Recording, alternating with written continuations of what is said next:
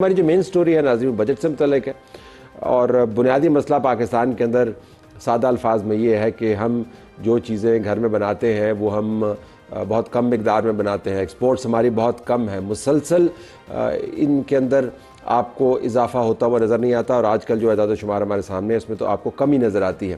جب آپ ایکسپورٹ نہیں کرتے تو آپ کا فارن ایکسچینج ریزرو نہیں آتا. اگر فارن ایکسچینج ریزرو نہیں آتا، امپورٹ زیادہ ہوتی ہیں تو پھر خسارے بڑھ جاتے ہیں، اور ہم اسی چکر کے اندر پڑے ہوئے ہیں. ایکسپورٹس بڑھانے کی ذمہ داری بزنس کمیونٹی سے بات کریں تو وہ کہتے ہیں حکومت کی ہے، ہمیں فیسیلیٹیٹ نہیں کرتے. حکومت سے بات کریں تو وہ کہتے ہیں یہ کیپٹنز آف انڈسٹری جو ہیں ان کے اندر انوویشن نہیں ہے، وہ بس مکھی پہ مکھی مارتے ہیں. تو آج ہم اس مہمے کو سالو کرنا چاہیں گے پروگرام کے پہلے حصے میں کہ ہم ایکسپورٹس کیوں نہیں بڑھا پا رہے. ہمارے پاس ڈاکٹر ذلیف منیر صاحبہ موجود ہیں، چیئر پرسن ہے پاکستان بزنس کاؤنسل کی. ان کا بہت شکریہ جنہوں نے ہمیں جوائن کیا. خرم حسین ہمارے پاس موجود ہے، ماہر معاشی امور کے، ان کا بھی بہت شکریہ. اور چیئرمین نیپٹما کامران ارشد صاحب بھی ہمیں جوائن کریں گے، ہمارے ساتھ موجود ہیں، ان کا بھی بہت شکریہ. اسٹارٹنگ ود یو ڈاکٹر ذلیف صاحبہ، یہ بتائیے گا ہم اپنے ایکسپورٹس کیوں نہیں بڑھا پاتے؟ دنیا بھر کے اندر اتنے ماڈلز موجود ہیں، ہمارا مسئلہ کیا ہے؟ Thank you Talat. Pakistan business council کے جو ممبرز ہیں وہ 40% ملک کا ایکسپورٹ کرتے ہیں، 25% ٹیکس دیتے ہیں، 13% جی ڈی پی میں کنٹریبیوٹ کرتے ہیں.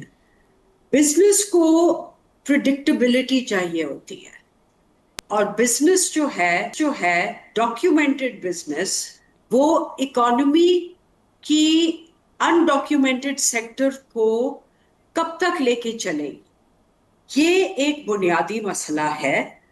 اور جہاں تک ایکسپورٹ کی بات ہے، کمپیٹیٹو انوائرمنٹ پرووائڈ کرنا بہت ضروری ہے. کمپیٹیٹو انوائرمنٹ میں آپ اگر اپنے ریجنل پلیئرز کو دیکھیں گے، ریجنل جن کے ساتھ آپ کا کمپٹیشن ہوتا ہے، آپ ان کے انوائرمنٹ اور پاکستان کے environment of cost of doing business دیکھیں گے تو آپ کو ایک واضح فرق نظر آئے گا. وہ آپ کو فرق جو نظر آئے گا وہ انرجی کاسٹ میں بھی ہوگا، وہ ٹیکس پالیسیز میں بھی ہوگا، وہ ریگولیٹوری پالیسیز میں بھی ہوگا. تو جو ہمارا مسئلہ ہے بزنس کمیونٹی کا، ڈاکیومنٹڈ سیکٹر کی میں بات کر رہی ہوں، وہ یہ ہے کہ ٹھیک. ہم جب تک یہ کنسسٹنسی نہیں لائیں گے کہ ہماری پالیسیز ہونی ہیں، کیسے پریڈکٹیبلٹی اس میں آئے گی، کیسے فیئرنس اور لیول پلینگ فیلڈ آئے گی، یہ بنیادی چیزیں ہیں. اچھا، جو مجھے ذرا آپ کی پریڈکٹیبلٹی والی بات کو میں لے کے خرم صاحب کے پاس بھی جاؤں گا، کامران ارشد صاحب کے. ہمارا تو خیال ہے کہ پاکستان بہت پریڈکٹیبل ہے. پاکستان ہمیشہ آئی ایم ایف کے پروگرام کے اندر ہوتا ہے. پاکستان کے اندر ایک ہائیبرڈ نظام موجود ہے، جو کچھ بھی ہو وہ نظام چلتا رہتا ہے. پاکستان کے اندر بزنس ہاؤسز ہیں ان کے بارے میں بھی ہمیں پتہ ہے. سو ان اے وے پاکستان ایک پریڈکٹیبل قسم کا انوائرمنٹ رکھتا ہے. مشکل ہے لیکن پریڈکٹیبل انوائرمنٹ ہے. خرم صاحب، یور ٹیک.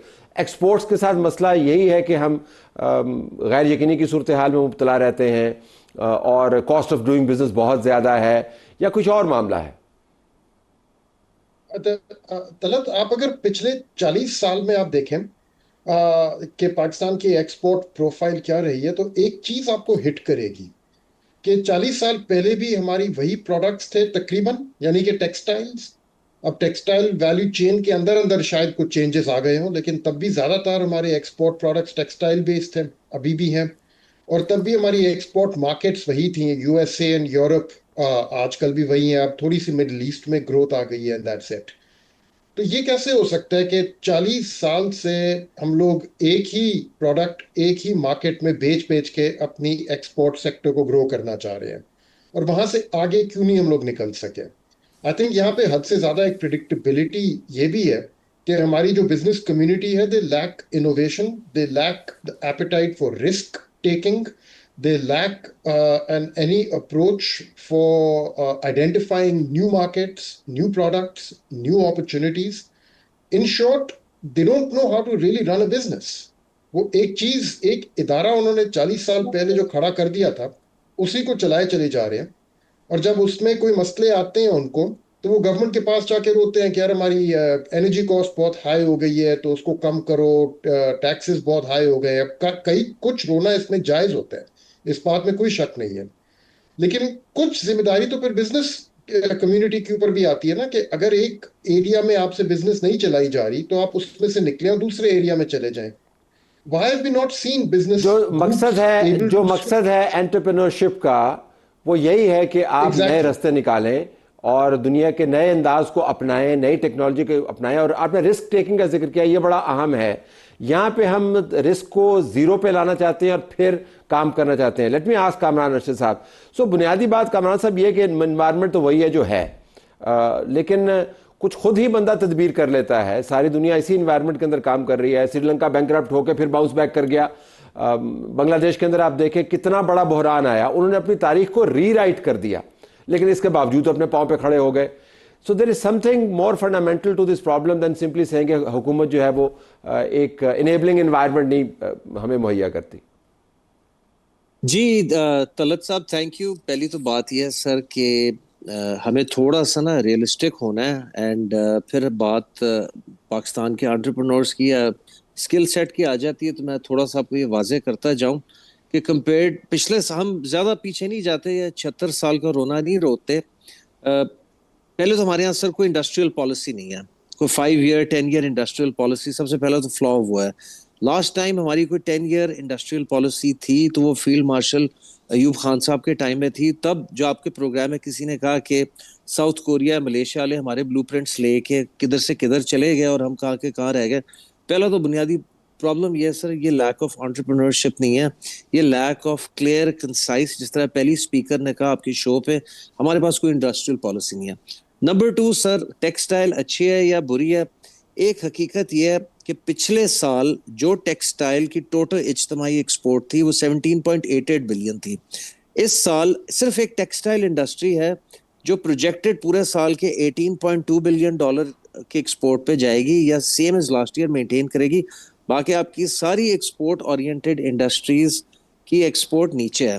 تو ایک یہ کیا ایسا ماجرا ہے کہ ٹیکسٹائل والے ہی صرف اپنی ٹیکسٹائل ایکسپورٹ مینٹین کر رہے ہیں، باقی ساروں کی گر گئی ہے، تو باقی سارے پھر ہم سے کیا کم انٹرپرنورز ہیں؟ ٹیکسٹائل والے ایک بیچارے ایسے ہیں کہ دنیا کی یا خطے کی مہنگی آپ کی ترین سپورٹ بجلی. بیس بہت اچھی ہے نا جی. اب دیکھیں آپ کی سپورٹ بیس بہت اچھی ہے، زرعی ملک ہے، آپ کو اس کے اندر سے ان پٹ جو ہے وہ بڑے اچھے طریقے سے مل جاتی ہے. آپ کی میں لابی کا لفظ نہیں استعمال کروں گا، اثر و رسوخ آپ کا موجود ہے، آپ کا نیٹ ورک موجود ہے. So in a way you are comfortable zone. تو آپ کو اس کمفرٹیبل زون میں سے نکلنا ہوگا نا. آپ کب تک ٹیکسٹائل کے ذریعے کام چلاتے رہیں گے؟ طلعت صاحب خطے کی سب سے مہنگی بجلی compare to Bangladesh and India, خطے کی مہنگی ترین gas compare to Bangladesh and India, خطے کی سب سے مہنگی taxation 29% corporate tax, 10% super tax, پھر ہر کوارٹر کا advance tax, turnover tax وہ بھی ہمارا انٹرپرنور بزنس مین دیتا ہے.